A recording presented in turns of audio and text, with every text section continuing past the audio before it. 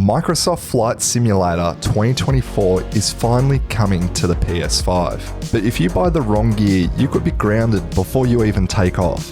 The hype is massive, but so is the confusion about controllers, game editions, and accessories. So today, this video is your ultimate guide to building the perfect day one setup, so your first flight is everything you dreamed it would be. First up, let's talk about the different versions of the game.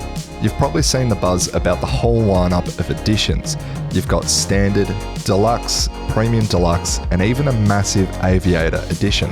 And for everyone that doesn't understand it, here's the deal. All these editions are confirmed for the PS5. The main difference is the number of highly detailed aircraft and handcrafted airports you get in each one. But how do you know which one to go for? Well, it can be made pretty simple. If you're not really that interested in Flight Simulator or taking it seriously, then the Standard Edition is plenty enough. In the Standard Edition, you get 70 aircraft along with 150 handcrafted airports. Now that doesn't mean there's only 150 airports. There's all the airports across the globe, but some are auto-generated, and the handcraft ones just means it looks as close as possible to the real-life counterpart. And also, don't forget there's also the in-sim marketplace, so if there's an aircraft you really want to get or an airport, you can always purchase that one separately. But let's move on to the other editions. The Deluxe Edition includes 80 aircraft and 150 handcrafted airports, and then the Premium Deluxe includes 95 aircraft, 160 airports, and then there's also the Aviators Edition, which includes 125 aircraft and 160 handmade airports. Now when looking at these, it's important to note that when it says 125 aircrafts and 160 airports, it includes everything from the past editions. So it's not 125 on top of all the others, it's the grand total. So if you're looking to get the most aircrafts, the most airports out of your sim, then potentially take a look at the Aviator Edition. And if you want to jump into Flight Simulator even earlier in the PS5, you can pre-order it and get early access to the beta. The official release date is set for December the 8th, 2025, but if you pre-order certain editions, you'll get early access from the 3rd of December. But if you want my personal opinion, I go for the Premium Deluxe. That's what I've always done across all flight simulators from 2020 to 2024.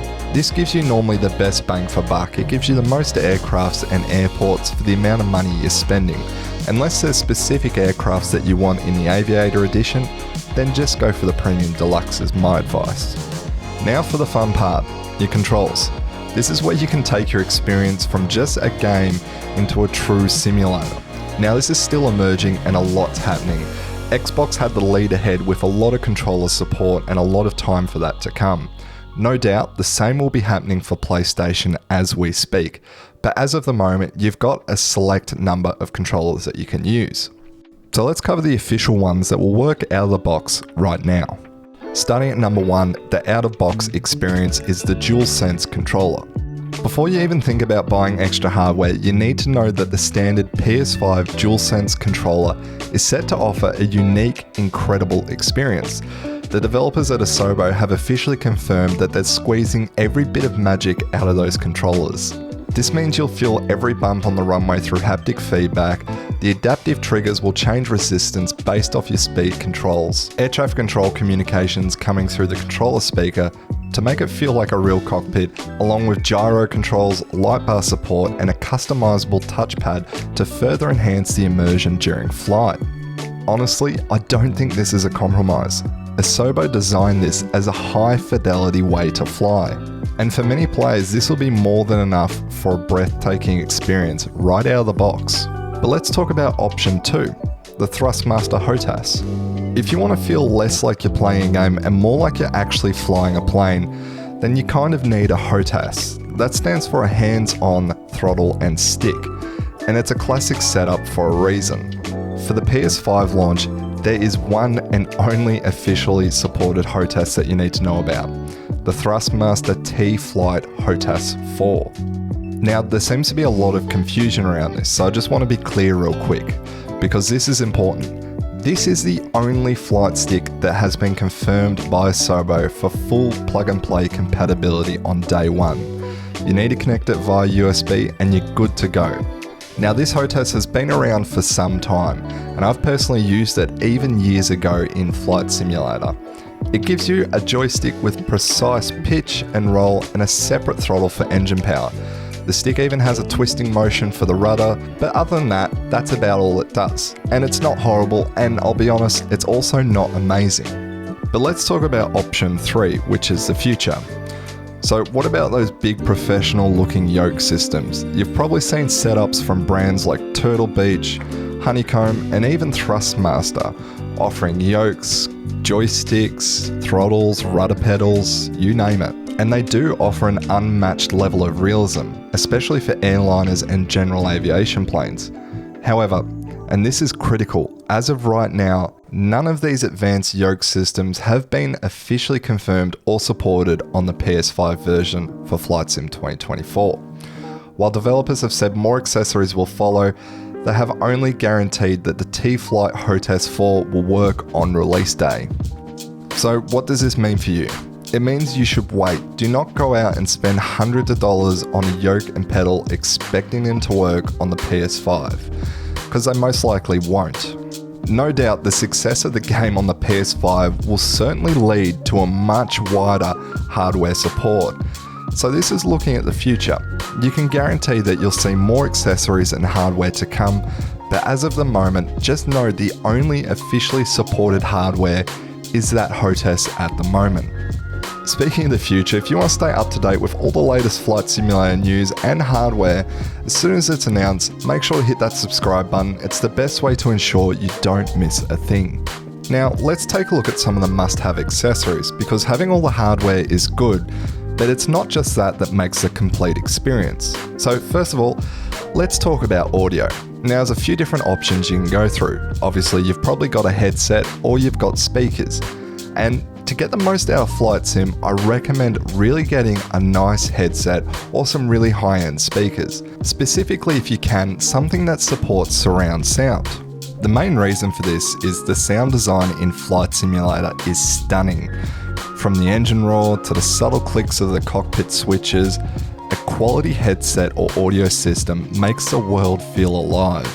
And while we're talking about the world feeling alive, if we want to look into the future of something that's already been confirmed, is PSVR 2 support. And as someone who's an avid VR user like myself, I can tell you, Flight Sim in VR is unlike any experience. And on the PSVR 2, I can imagine how good it's going to be. So realistically, if you want to take your Flight Sim to the next level with PlayStation 5, definitely check out the HOTAS Stick and Throttle by Thrustmaster, along with a good headset, and maybe consider getting PSVR 2 once it's supported, because I guarantee you it'll be mind-blowing. So let's do a quick recap of what's coming to the PS5 version for Flight Simulator. The PS5 will be getting some amazing features such as the DualSense controller support. I can't tell you how cool this is to see, because it's the first time that Flight Simulator is really going to give you a perfect out-of-the-box experience. You can expect all the usual features out of Flight Simulator like the career mode, free flight, along with the marketplace, and not only that, but the bombshell of PSVR 2 support.